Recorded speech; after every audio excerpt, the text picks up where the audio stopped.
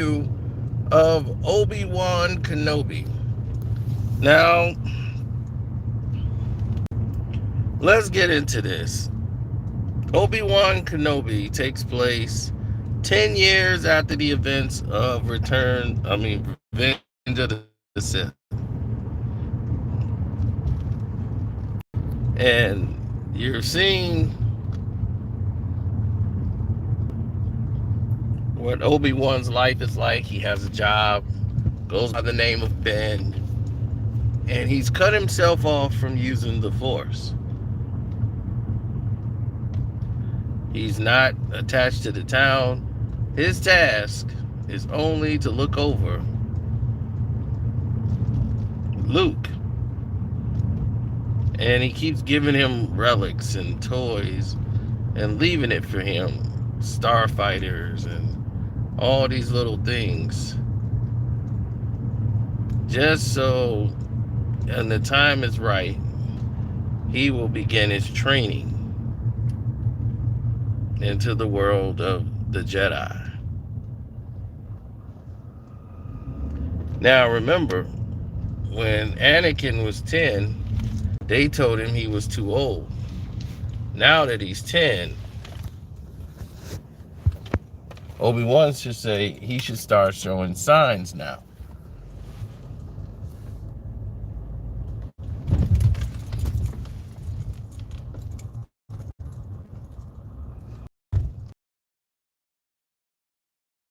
Not a given that because you are, or your parents were someone who was born of the Force, that you would have Force abilities. It's just a very high probability that you would have them. Now, Leia didn't come till late, but she possessed these powers, even though her mother did not. But Anakin was so strong with the Force, it was able to pass on to his children. And Luke's was strong. And it was only strong with him because he had all of his limbs. And when Vader removed his hand and cut off his limb, that was the case. But let's review the series. Now, going into the series, you start to see what Tatooine has become under the reign of the Empire.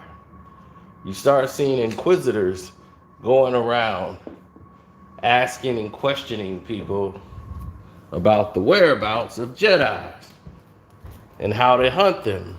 They use patience, they wait. And when someone does something to help someone, and they aid them by giving them shelter or water or food,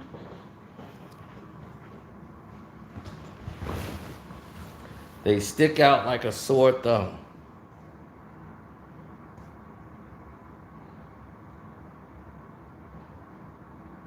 And what an Inquisitor is most of them are former Jedi. Force-sensitive people who were training to be Jedi, who turned against the Jedi and joined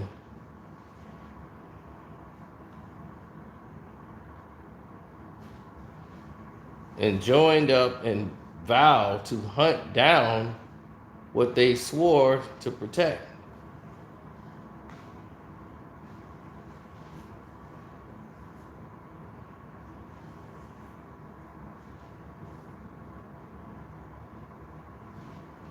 Now, going into this, I was saying to myself, I was more focused on thinking this was going to focus more on the. I said, well, this should focus more on Luke and Obi-Wan, but it really didn't focus on Luke and Obi-Wan. It really focused a lot on what I didn't even think about. Didn't even fathom to think about that they would even go this route. But the route they choose to go was the connection of Leia in this situation and connecting Obi-Wan to Leia. It was a great misdirection because we know the story and we follow the story. We never really follow anything other than, Luke, and Leia was just one of the anomalies there. But from the opening scene when they're showing the attack and you see the ladies trying to save the children, one of the Jedis, that was a great opening scene to show. And it just set the tone for the rest of and you see the impact. And you start to see the effects of, like, man, this is for real. Like you start to get that feeling, like how real it is when the children just said they have to run. Now, most of those children could have grown to be the Inquisitors. When you see the attack on all the Jedis at the temple, when the soldiers just turned on them and started attacking the droids, and the clone army comes in and attacks in the Jedi temple.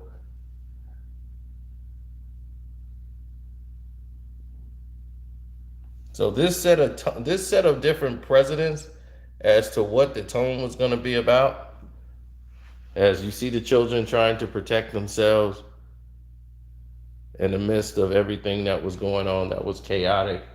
As we know, a lot of them did not make it. Or who made it? Or did they make it?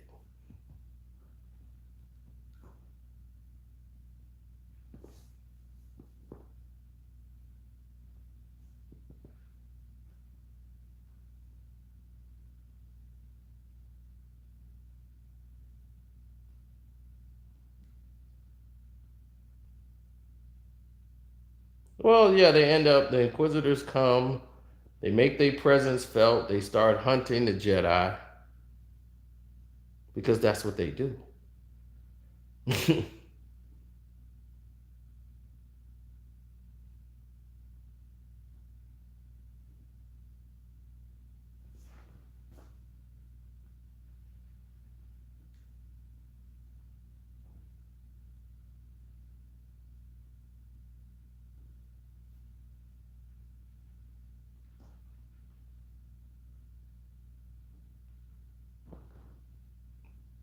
Now, Reva, she's obsessed with finding Obi-Wan Kenobi. She believes he's alive. Many people believe he's dead.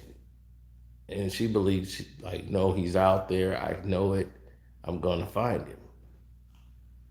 And her superiors are telling her absolutely not. But the reason why Obi-Wan has been so hard to find is because he's very good at keeping himself on the mission, ignoring the problems of the world, not getting into fights, just doing his job, not causing a problem.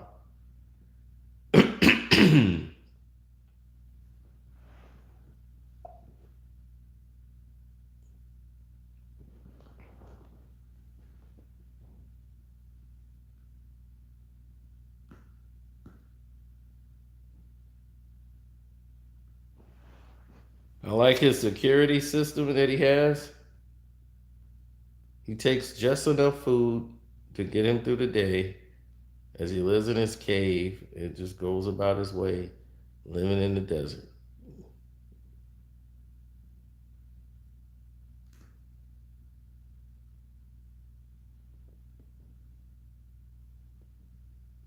He doesn't stick out to where a normal Jedi wants to live the life.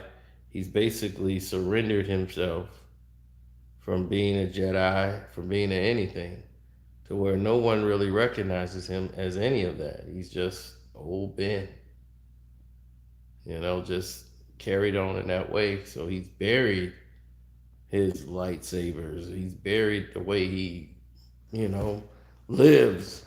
He's basically just going along with the motions.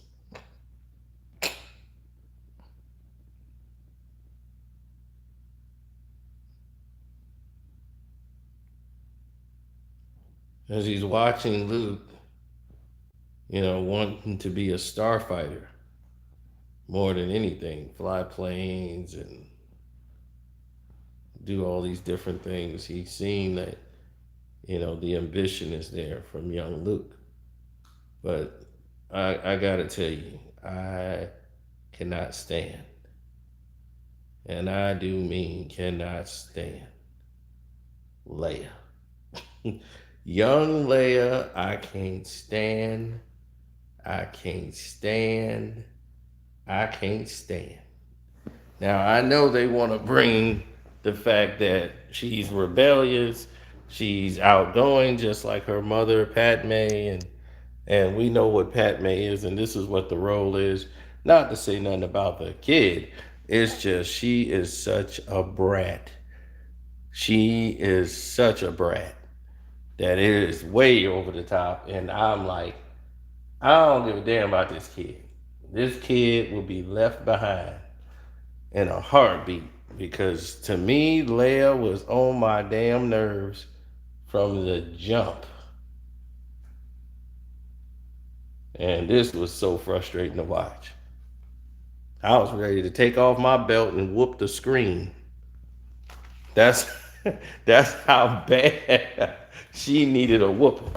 In this whole thing, I was like, oh, she need a whooping. That'll fix her, right? That will get Leia right on track. Give me that 36-inch leather belt, and I'd have told Leia butt up.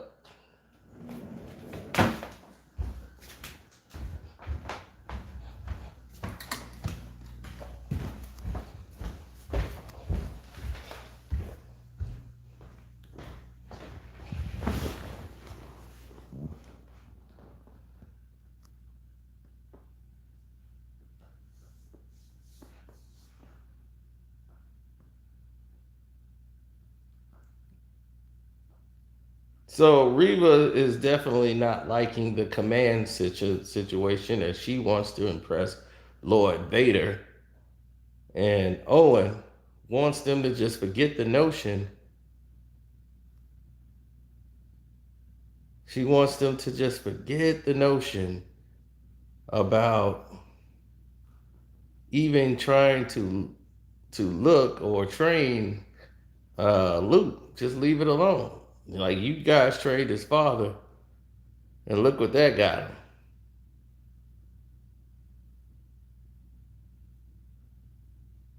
As Reva goes and interrogates everybody she runs into, talking about looking for Jedis when actually they have no jurisdiction in Tatooine. It runs under the jurisdiction of the Hutt. They have nothing to really offer the Empire, so they don't really care about Tatooine to even add it to the map. They're not in the galactic circle. They don't have a place on there. It's ran by the gangsters, the Hutts. So for the Inquisitors to show up there doing what they doing, saying they run around searching for Jedis, it was kind of different. And then to see Owen almost lose his life when all he had to do was give Obi-Wan up, and he would have been saved.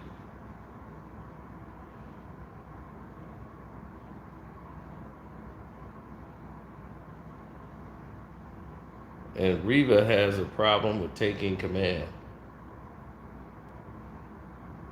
And that seems to be a major flaw with her, is that she's impulsive.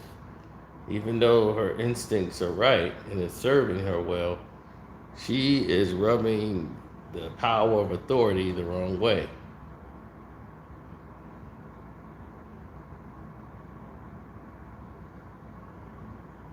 So, under the nose of her superiors, she orchestrates and kidnaps the general's, the senator's daughter, which is definitely not in the script for them to do.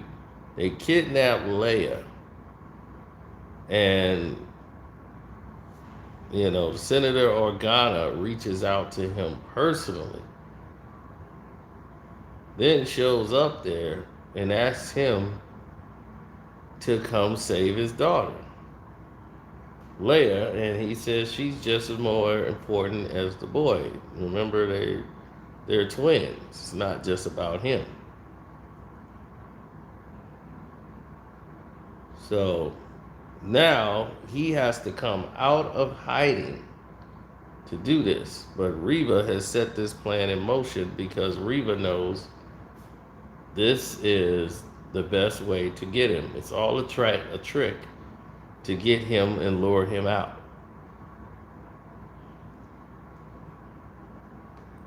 Where she tells him Lord Vader is still alive. Now, she never lays eyes on Obi-Wan. She just senses that he's there.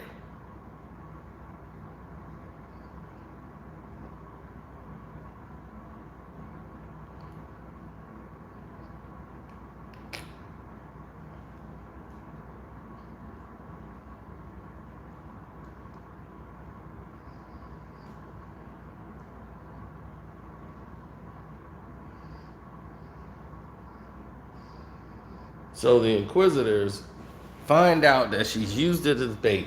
Obi-Wan is there. So now she's happy because she finds out he's alive. Now, here's the thing. Vader has been searching for him for 10 years. You mean to tell me in 10 years Obi-Wan has never heard of the word Darth Vader? And the fact that Darth Vader is still alive? In 10 years, his presence has been felt throughout the galaxy to the point where Obi-Wan wouldn't know that Darth Vader is still alive?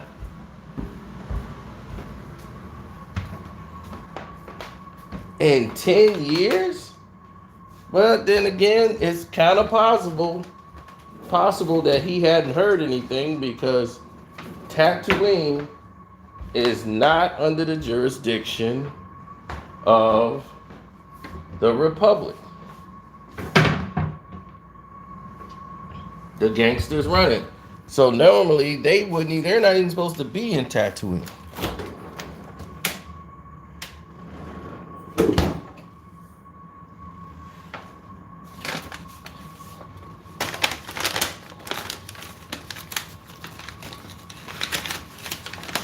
But I know Vader would avoid going to Tatooine because there's too much pain there for him.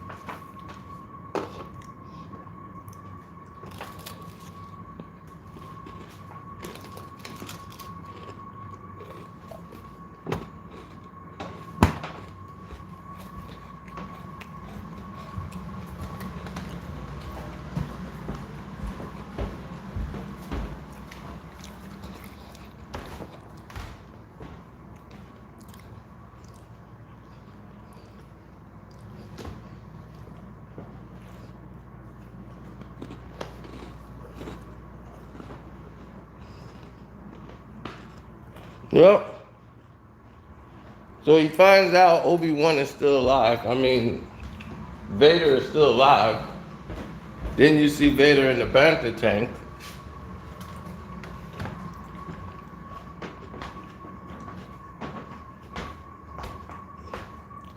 As he's on his way to deliver Leia back to the senator. But now, if you're the Inquisitors, the Senator Organa is in trouble because You know where Obi-Wan is.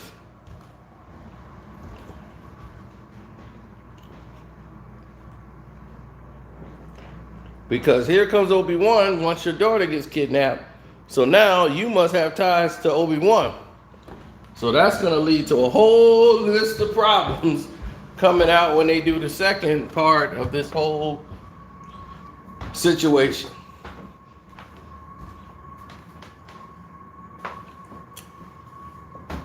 Pretty good, you know. I liked it. But